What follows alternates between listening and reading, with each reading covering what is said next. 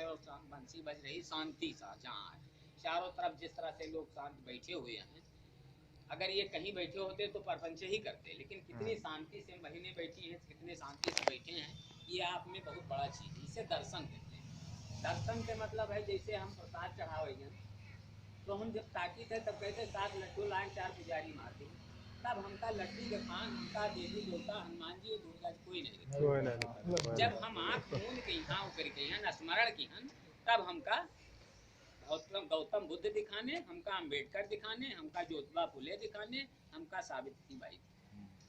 तो सबसे बड़ी चीज़ है तीसरा स्मरण। तीसरा जो आया वो था कीर्तन भजन। जैसे अभी बहन जी ने कहा गाना गाया, ये गजल आपने गई कही, ये अपने आप में बहुत सुंदर चीज़ है और कुछ लोगों के चेहरे पर मुस्कान भी आई।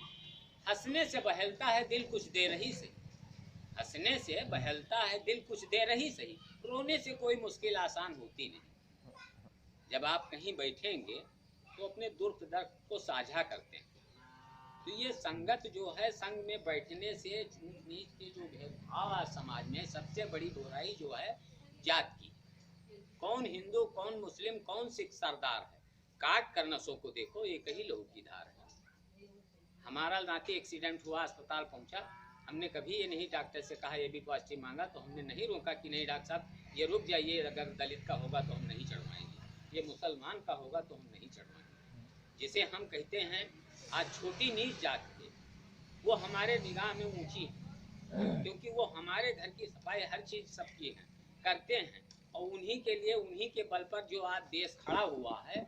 ये जब सड़क बनी है तो इन्हीं निचले वर्ग के लोग, अल्पसंख्यक और गरीब गुरबा के बल पर बड़ी है। किसी को कोठियाँ अगर खड़ी होगी तो इन्हीं के बल पर खड़ी हुई हैं। आज यही हैं कि जिनके बल पर समाज की बुनियाद खड़ी है, जिसे हम नीच कहते हैं। नीच नीच सब कर गए संत चरण लवलीन, ऊंचे के अभिमान में डूबे बहुत कुली। जितने लोग रहे हैं, समर्थ रहे नीच रहे, सब पर चले गए हैं। आज हम लोग माता पिता गुरु तीन ऐसे हैं जिन्हें हम भगवान से ऊपर समझते हैं। आज हमारी चाहे माँ हो या बहन हो या बेटियां हो, हम देखते हैं कि वो सुबह सबसे पहले उठती है और सबसे बाद में सोती है, जिसका हम अनादर भी करते हैं। अगर सुबह से उठकर शाम तक सारे कर्तव्यों का निर्वहन करने के बाद अगर 2 मेहमान आ गए, सब्जी कम पड़ गई, तो वो सूखे खा के सो जाती, लेकिन उसके गिले शिकवे नहीं करती। एक माँ ही ऐसी है कि लोग मिलते हैं, गुजरते हैं हवाओं की तरह, कौन रुकता है बरसता है घटाओं की तरह। बड़े लोग कुछ देते हैं तो मुनादी करके, कौन दुआ देता है माँ की दुआओं की तरह। ये माँ का ही है, वो धन्य है माँ जिसने अम्बेडकर जैसे रत्न को दिया हमारे देश के लिए, नहीं वो विश्व के लिए रत्न, सिर्फ भारत के लिए नहीं, वो विश्व के लिए रत्न, पूरे विश्व के रत्न। जिस तरह से उन्होंने, आज हम देख रहे हैं, हम जाते हैं इंटर कॉलेज में भी जाते हैं, यूनिवर्सिटी में भी जाते हैं, भगत सिंह चंद्रशेखर या जलियांवाला बाग लहरी सब पर बोलने जाते हैं, स्कूल में भी। लेकिन जो पहली शिक्षा दी गई है, पहले पेपर छठे पेपर में, वो कवर पर ही प्रिंट कर दिया गया है, प्रियम्बल प्रस्तावना उद्देश्य। कई बच्चे थे, कई अध्यापक थे, एक दूसरे छठे में जो था मूल अधिकार किसी को नहीं पता, जबकि पहले कवर पे है और आखिर में जन राष्ट्रगान और फिर कर्तव्य है।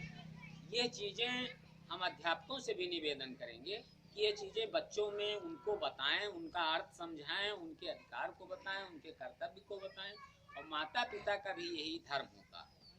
पिता जिस तरह से होता है, 3 आदमी को हम भगवान से ऊपर इसलिए मान लेते हैं कि दुनिया झुकी थी राम के सामने, राम झुके माता पिता गुरु के सामने। प्रातः काल उठकर रघुनाथ, माता पिता गुरु नमामि माता, जैसा भगवान कहा तो वो स्वयं झुका।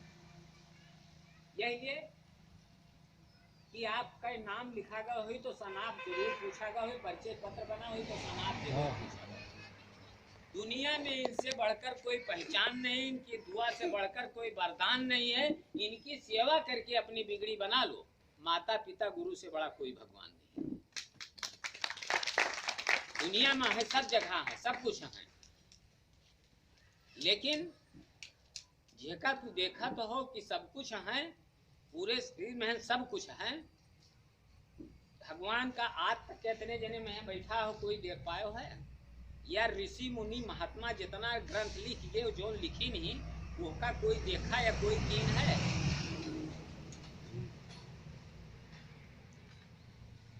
आज तक देखत हो कि वायु ही आयु है, तन से भारी सांस है, इसे समझ लो खूब, मुर्दा जल पर तैरता जिंदा जाता डूब।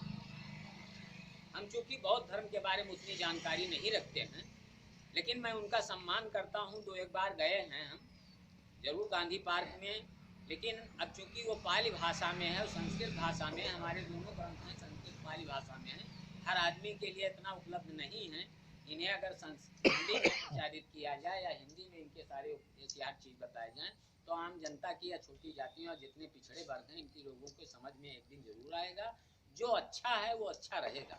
सत्य वो सूरज है जिसे बादल ढक सकता है, निगल नहीं सकता।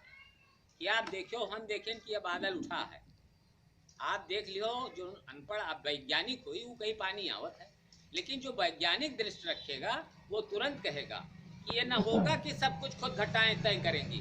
बादल कहाँ बरसेंगे, ये हवाएं तय करेंगी।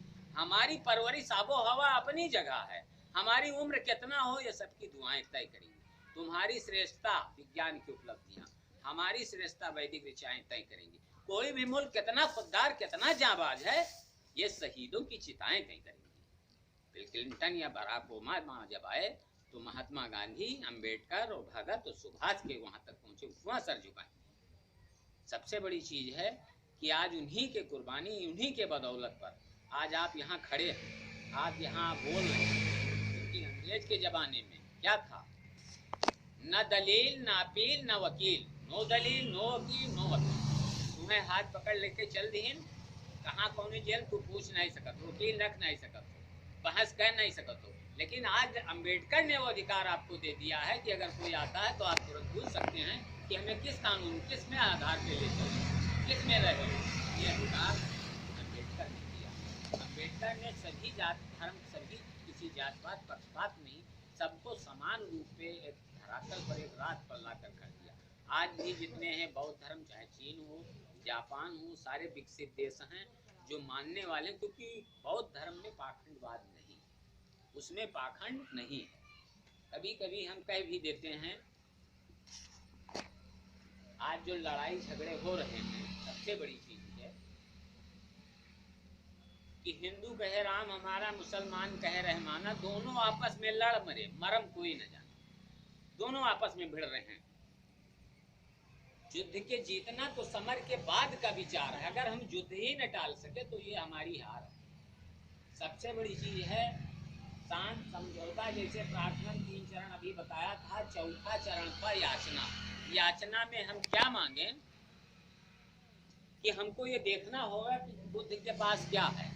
उन्होंने असलहा नहीं लिया है, त्रिशूल चक्र हथियार नहीं लिया है, न रुपया न पैसा न कुछ है, वो का तो राजपाट वो खुद ही त्याग दी। तो हमें उनसे अगर कोई मांगना है तो हमें दौलत नहीं मांगनी, हमें उनसे मांगना है जो उनके पास अधिक है, हमारे पास नहीं है। हमारे पास क्या नहीं है, हमारे पास शांति नहीं है, हमारे पास संतोष नहीं है, हमारे पास सद्बुद्धि नहीं है। सद्बुद्धि अगर हम उनसे ले लें, और वो बुद्ध ही बुद्ध है, जो बुद्ध है वही बुद्ध भगवान है। सबसे ऊपर अगर स्थान दीनगा है तो सबसे बड़ा वही को दिया गया है। वो चीजें आप मांग लीजिए। देना है अगर आपके पास अधिक है और उनके पास नहीं है, तो उनके पास काम क्रोध मद लोभ अहंकार नहीं है। ये कल लेके जाए के कह दो भगवान एक ले जाओ, बटोर के छोड़ दो। हमका जो है शांति, सद्बुद्धि, संतोष दो। तो बुद्ध के रास्ते पर यहाँ बुद्ध ने यही बताया कि पहले जानो, पहचानो, तब मानो। अब आज स्वर्ग के ऊपर 25% धान जो है वो धान दीजिए, कर्जा यहाँ चालू धान वो सब घूम रहे, जा रहे हैं। जबकि